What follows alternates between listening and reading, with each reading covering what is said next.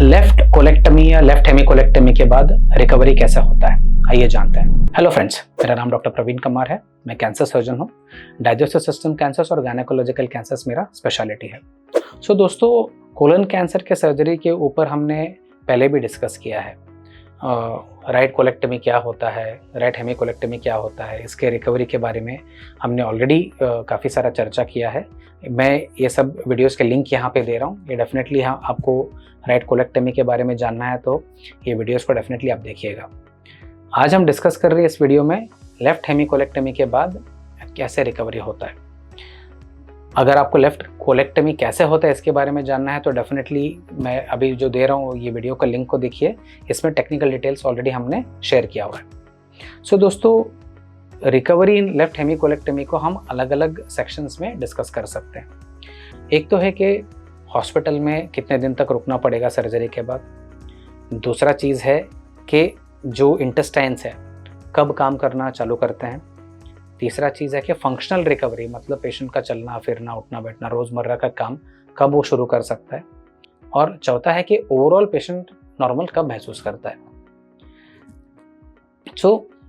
First section के hospital में stay कितना दिन तक रहता है। दोस्तों, जो लेफ्ट हेमिकोलेक्टमी है या लेफ्ट कोलेक्टमी है, इसको अलग अलग प्रकार से हम परफॉर्म कर सकते हैं।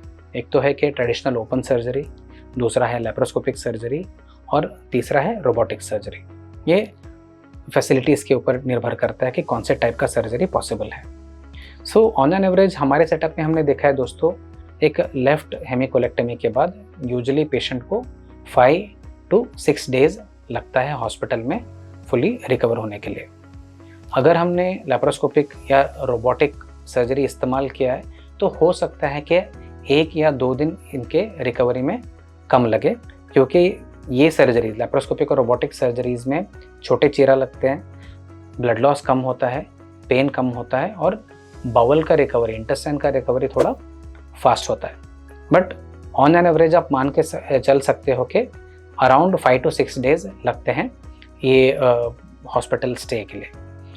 थोड़े पेशेंट्स में ये रिकवरी में थोड़ा ज़्यादा टाइम लग सकता है, डिपेंडिंग ऑन अदर फैक्टर्स के ओवरऑल हेल्थ कैसा है, डायबिटीज़ है क्या पेशेंट में, दूसरे हैबिट जैसे स्मोकिंग है, माल नरिशमेंट है, ये सब हमें कंसिडर करना रहता है। अब बात करते हैं कि गट फंक्शन, मतलब इंटेस्टाइन का रिकवरी कैसा होता है।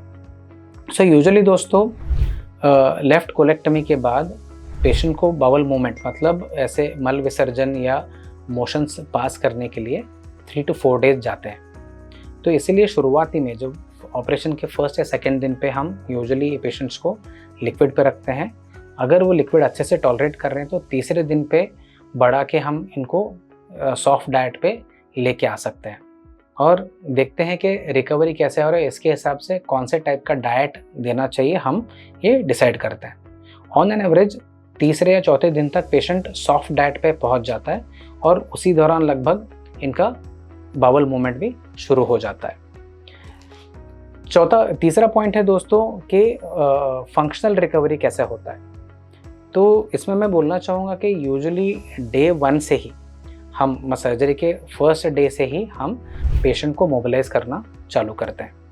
तो इसका मतलब है कि पेशेंट को खुद बेड से उठना है, ब्रीदिंग एक्सरसाइजेस करने हैं और वॉकिंग करना है और खुद ही टॉयलेट को एक्सेस करना है। इनिशियली थोड़ा सपोर्ट लगता है पेशेंट को और ये बहुत ज़रूरी होता है कि पेन को हम कंट्रोल करें। अगर हमने पेन कंट्रोल किया एडिक्वेट तरीके से तो बाकी सारे फंक्शंस जल्दी भी होते हैं और पेशेंट भी ज़्यादा कंफर्टेबल रहता है। अलग अलग तरीके हैं दोस्तों पेन कंट्रोल करने का। एक तो है कि एपिड्यूरल डालना, एपिड्यूरल कैथेटर से पेन के मेडिकेशंस देना, ओपन सर्जरी में बहुत कॉमन है। दूसरा है कि रेक्टस शीट्स ब्लॉक्स देना जो एब्डोमिनल वॉल को अच्छी तरह पेन रिलीफ देते हैं। तीसरे हैं कि पेशेंट कंट्रोल, जहाँ पे पेशेंट खुद डिसाइड करता है कि कब उसे पेन मेडिकेशन चाहिए। ये सारे जो मेथडोलॉजीज़ हैं हम रूटीनली हमारे सेंटर्स में यूज़ करते हैं पेन कंट्रोल करने के लिए, ताकि पेशेंट का जो फंक्शनैलिटी है जल्द से जल्द वापस आ जाए।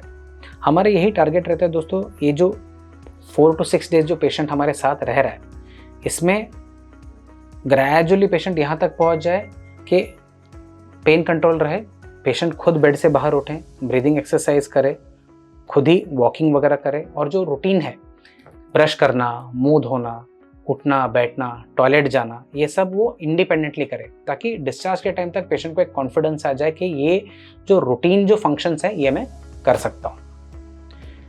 अभी चौथा पॉइंट आ गया कि फुल रिकवरी, मतलब जब पेशेंट को, मतलब अपने जो रूटीन के काम है इसके बियॉन्ड, जैसे ऑफिस का काम है, उसका जो घर का काम काज है, ये सब कब पॉसिबल है।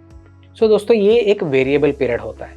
अलग अलग पेशेंट ये जो रिकवरी है ना अलग अलग टाइम पीरियड पे अचीव करते हैं। ऑन एन एवरेज इसके लिए 1 to 2 months जा सकते हैं। थोड़े पेशेंट्स जल्दी रिकवर होते हैं कंप्लीटली और थोड़े डिलेड तरीके से होते हैं। कई सारे फैक्टर जैसे मैंने पहले बताया, माल नरिशमेंट, बैड हैबिट जैसे अल्कोहलिज्म, स्मोकिंग, देन उसके बाद दूसरे कोई इश्यूज़ हैं क्या, किडनी, हार्ट, लंग के इश्यूज़ हैं क्या, और उसके बाद पोस्ट ऑफ ओवरऑल रिकवरी कैसे हुआ, तब कोई इश्यूज़ या कॉम्प्लिकेशंस हुए थे, कि ये सब चीज़ों पे निर्भर करता है कि फुल रिकवरी जो जहाँ पे पेशेंट सर्जरी के बारे में ज़्यादा चिंता करना छोड़ दे, ये कब होता है। ये इसके लिए अराउंड 1 to 2 months जाते हैं। हम यूजुअली पेशेंट्स को 11th या 12th डे पे बुलाते हैं स्टिचेस निकालने के लिए, और जो पैथोलॉजी रिपोर्ट आया है, जो निकला हुआ स्पेसिमेन है उसका पैथोलॉजी रिपोर्ट आया है, इसको डिस्कस करने के लिए, और आगे का जो ट्रीटमेंट होने वाला है या ज़रूरत है इसका भी डिस्कशन सेम टाइम पे होता है। और इससे भी इम्पैक्ट पड़ता है कि फुल रिकवरी कब होने वाला है। अगर पेशेंट को एडिशनल कीमोथेरेपी, टारगेटेड थेरेपी सब लगने वाला है तो ऑब्वियसली है कि जैसे पेशेंट सर्जरी से थोड़ा रिकवर हो जाता है तो इसका कीमोथेरेपी का टाइम आ जाता है, तो ऑब्वियसली रिकवरी में थोड़ा एडिशनल टाइम जा सकता है। सो दोस्तों ये था एक छोटा सा डिस्कशन के लेफ्ट कोलेक्टमी के बाद रिकवरी कैसा रहता है। ये टॉपिक के ऊपर आपको सवाल हैं या डाउट है तो डेफिनेटली हमें कमेंट्स में लिख के बताइए। हमारे कोलन कैंसर का जो प्लेलिस्ट है इसको ज़रूर देखिएगा, काफ़ी सारे यूजफुल इन्फॉर्मेशन हमने वहाँ पे ऑलरेडी शेयर किया हुआ है। Thank you very much.